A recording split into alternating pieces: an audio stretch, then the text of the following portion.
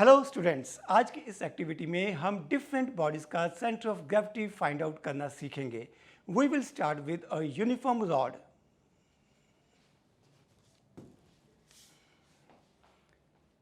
मेरे पास ये एक यूनिफॉर्म रॉड है और मैंने इसको अपने दोनों हाथों के ऊपर सपोर्ट कर रखा है।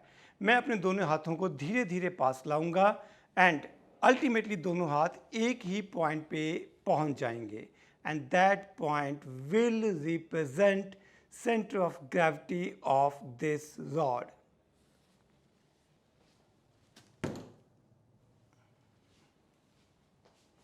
बच्चों, अब हम इस एक्टिविटी को एक नॉन यूनिफॉर्म ऑब्जेक्ट के साथ रिपीट करेंगे।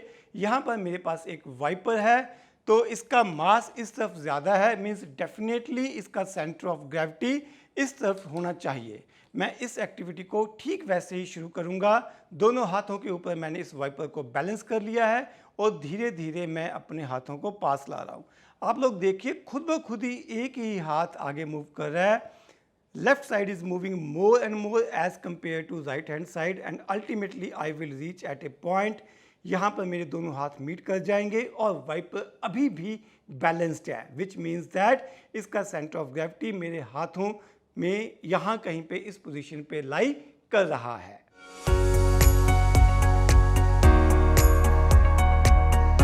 We know that if a body is free to rotate, it will always rotate about its center of mass। मेरे पास यहाँ पर कुछ ऑब्जेक्ट्स हैं, मैं इन ऑब्जेक्ट्स को टेबल के ऊपर रोटेट करूँगा and we will try to find out centre of mass of each object.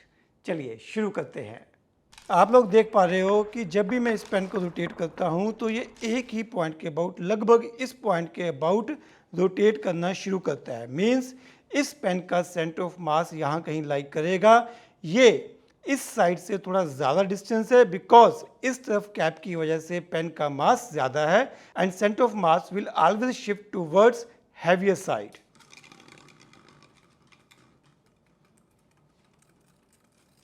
Bottle इस पॉइंट के अबाउट घूम रही है, which means centre of mass of bottle lies somewhere here.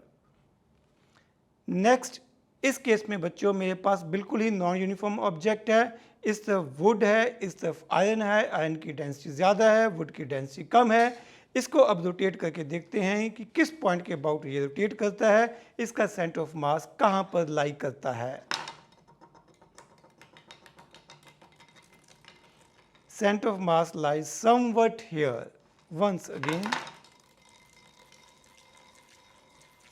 यहाँ कहीं इसका सेंटर ऑफ मास लाई करेगा।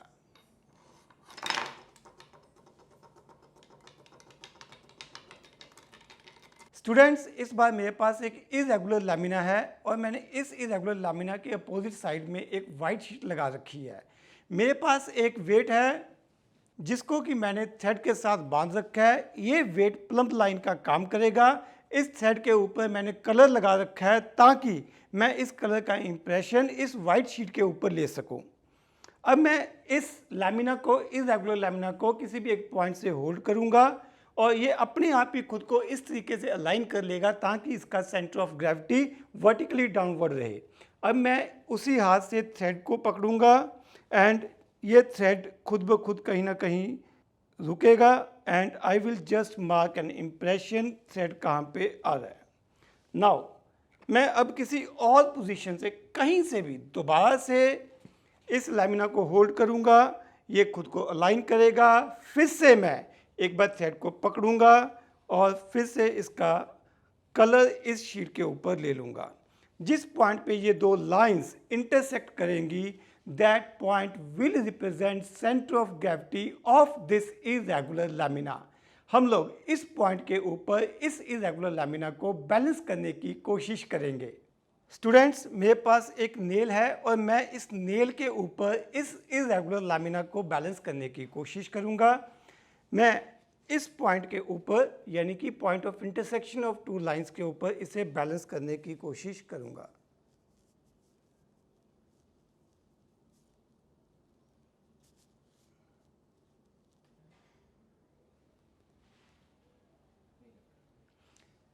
देखिए स्टूडेंट्स, अब ये उसी पॉइंट के ऊपर बैलेंस हो गया है बिकॉज इसका सेंटर ऑफ ग्रेविटी नेल से पास कर रहा है और सेंटर ऑफ ग्रेविटी की वजह से कोई भी टॉर्क नहीं है।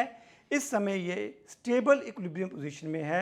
अगर मैं इसे थोड़ा सा डिस्टर्ब करूंगा तो भी ये टॉपल नहीं करेगा।